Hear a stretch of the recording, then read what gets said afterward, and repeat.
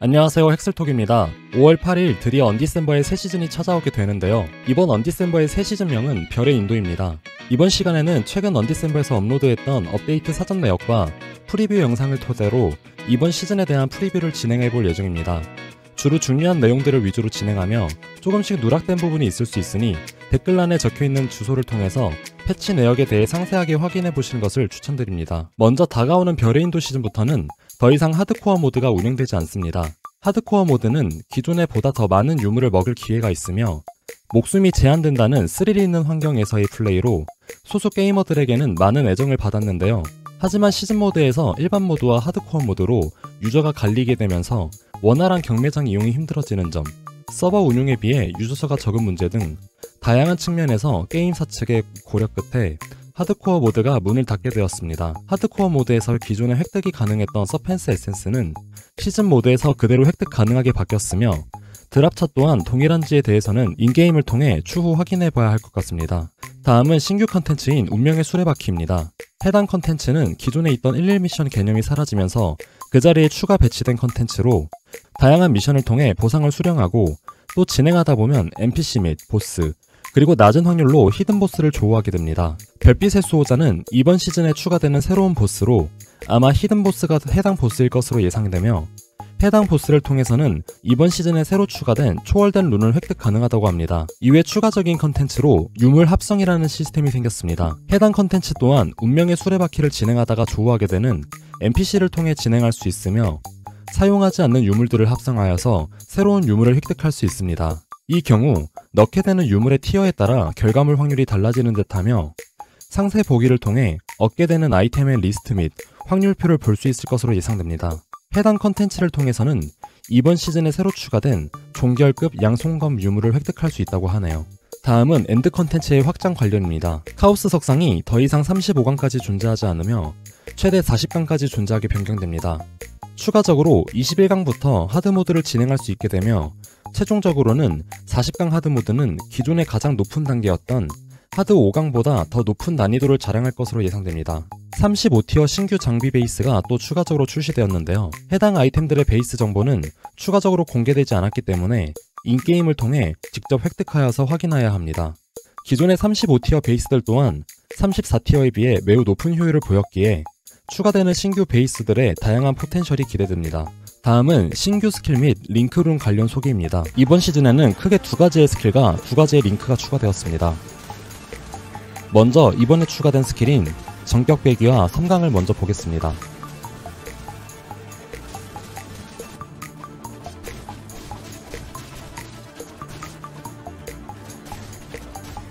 정격배기는 한 손검, 양손검을 통해 사용 가능한 무기범위 스킬입니다. 기본적으로 높은 퍼센트의 데미지와 높은 플랫을 가지고 있기에 기본기가 탄탄한 편에 속하며 기존 무기범위 기술들은 직접적으로 플레이어의 공격이 다수의 적에게 닿아야 원활한 몹 정리가 가능했기에 매우 높은 무기범위를 요구했지만 해당 스킬의 경우 연쇄를 통한 플레이로 기존보단 낮은 무기범위로 생각보다 원활한 몹 정리를 보여줄 것으로 예상되며 무기범위 스킬로 스타터를 하실 경우에는 이번 신규 스킬을 통해서 진행하는 것도 좋은 선택이라고 생각됩니다. 특히 각인을 통해서는 단일 딜 대상으로 최대 80% 증폭이라는 높은 수치의 딜 증폭을 가질 수 있기에 각인을 어떤 식으로 하냐에 따라 스킬이 가지는 포텐셜을 다양하게 끌어올릴 수 있을 것으로 생각됩니다. 다음은 단검 전용 스킬인 섬광입니다. 섬광은 적을 타깃하여 돌진하여 공격 및 십자 모양의 추가타가 발생하는 기존 다른 공격 스킬들에 비해 특수한 메커니즘을 가지고 있습니다. 돌진하여 공격하는 데미지와 십자 모양의 추가타 데미지 둘 다 매우 높은 수치의 퍼센트와 플랫 데미지를 가지고 있으며 최종적으로 약 2100% 이상의 높은 수치 데미지를 가지고 있기 때문에 그림자 태그가 있는 섬광의 딜 포텐셜 역시 기대가 되는 부분입니다. 이 외에도 착용 중인 단검의 무기 범위에 따라 고정 치명타 확률과 극대화 확률을 얻을 수 있기 때문에 초반에 해당 옵션들을 챙기기 힘든 시즌의 환경에서 매우 좋은 이점이 될 것으로 예상됩니다.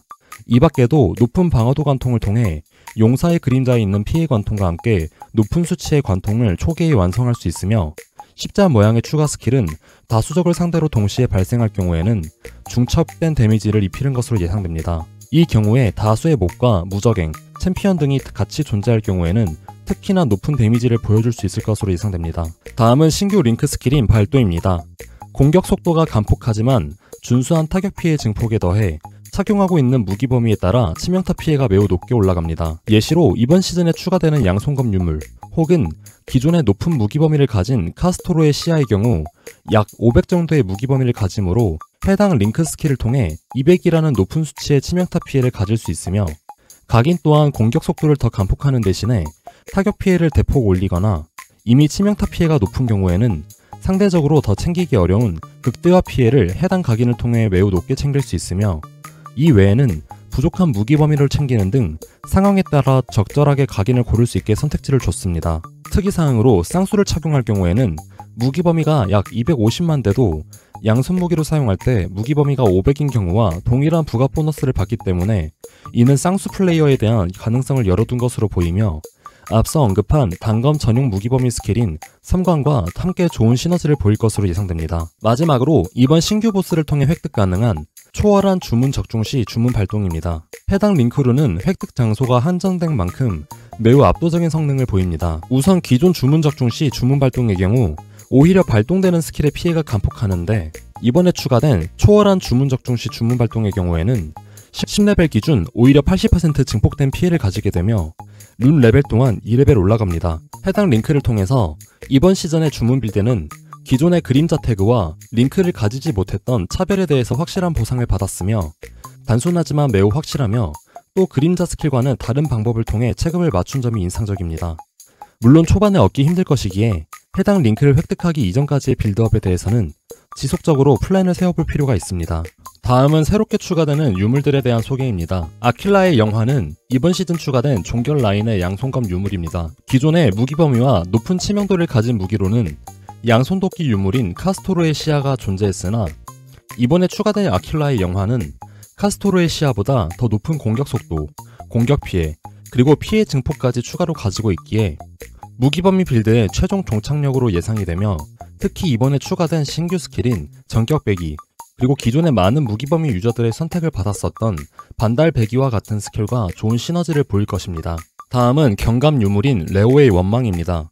해당 경감 유물은 그동안 언디셈버를 오랫동안 플레이해왔던 저에게 있어서 꽤나 신선한 충격으로 다가왔습니다. 해당 경감 유물은 정말 압도적인 수치의 부가적인 옵션들을 가지고 있습니다. 매우 높은 수치의 극대화 확률, 받는 피해 감소, 피해 증가, 피해 증폭을 가지고 있는데요. 매우 특이한 점은 플레이어가 착용하는 룬이 많아질수록 해당 옵션들의 수치가 감소하게 됩니다.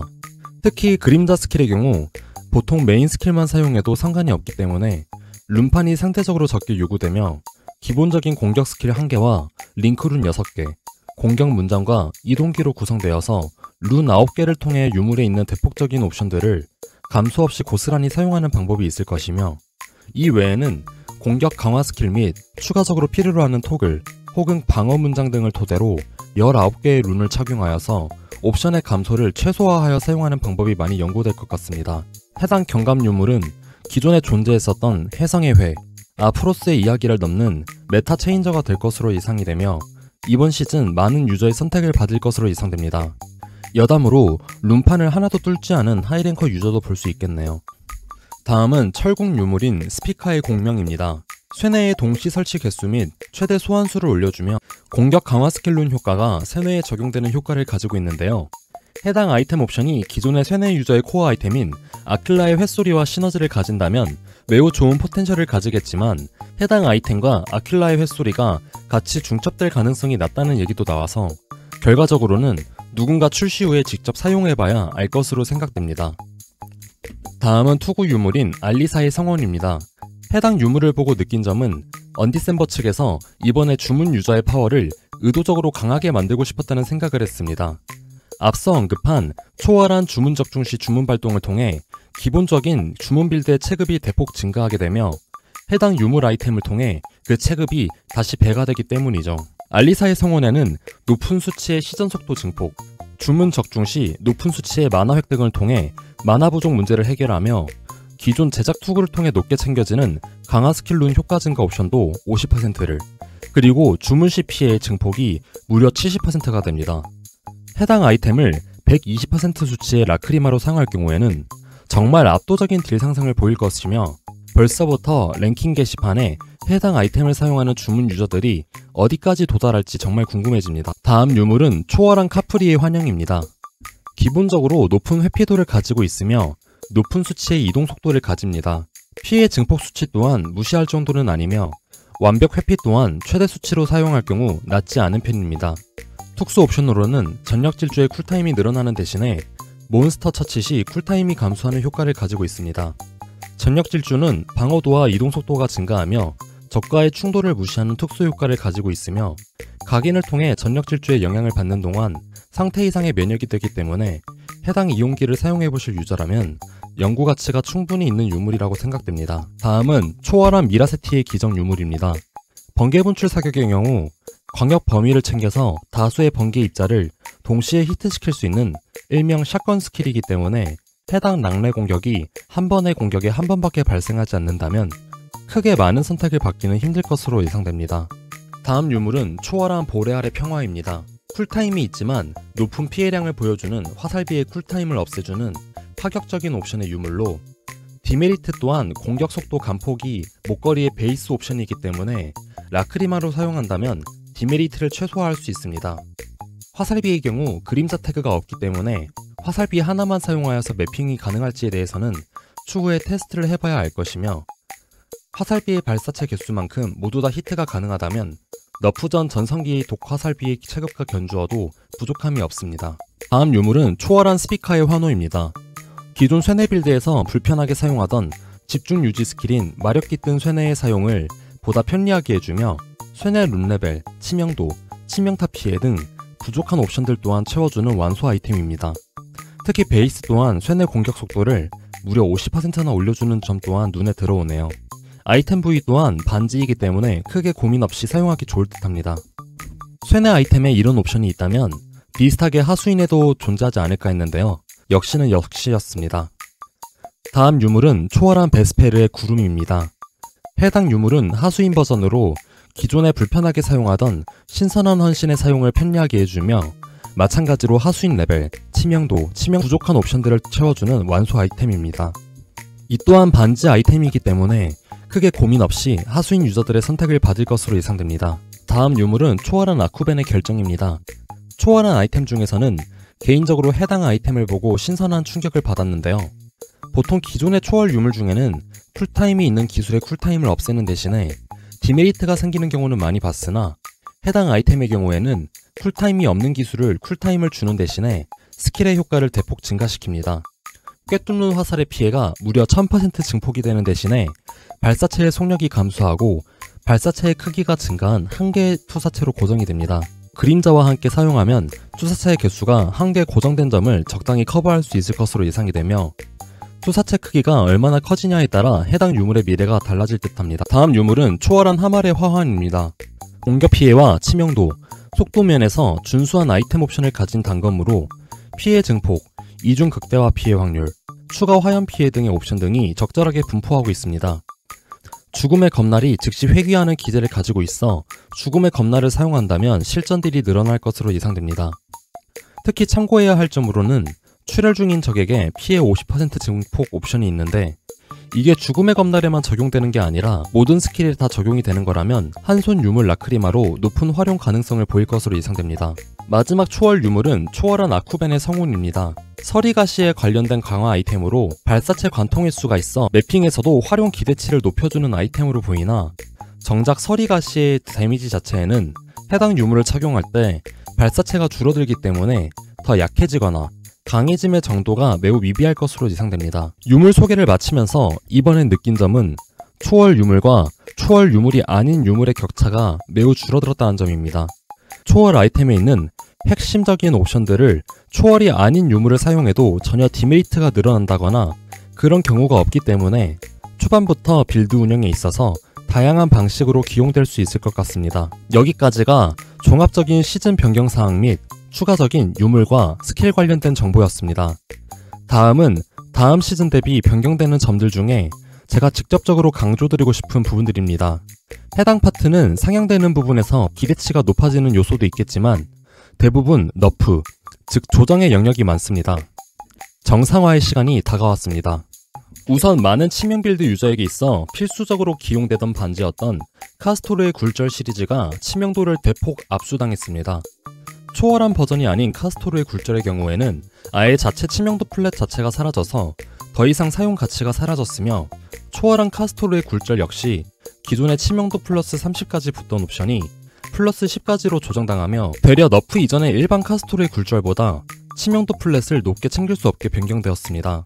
이로 인해 치명 유저는 반지 이외의 방법으로 다시 치명도를 챙겨야 하는 과제가 생겼으며, 이번 몬스터 레벨의 한도 또한 170레벨까지 늘어남에 따라서 그 과제의 난이도가 조금 더 어려워졌습니다. 초월한 카스토르의 굴절은 그럼에도 불구하고 피해 증폭, 높은 수치의 치명타 피해가 있기 때문에 치명도가 낮은 탄공, 단검, 활 같은 빌드 유저라면 획득했을 경우 충분한 기용 가치는 여전히 남아있다고 생각합니다. 다음 압수 대상은 도구랑의 황금 반지입니다. 기존에 최대 500%까지 골드 획득 확률을 가지고 있어 매우 많은 골드 획득에 도움이 되었던 도구랑의 황금 반지의 골드 획득 확률이 100%로 대폭 감소했습니다. 추가적으로 도구랑의 황금 반지에 붙던 최대 능력치 또한 50까지로 조정당했는데요.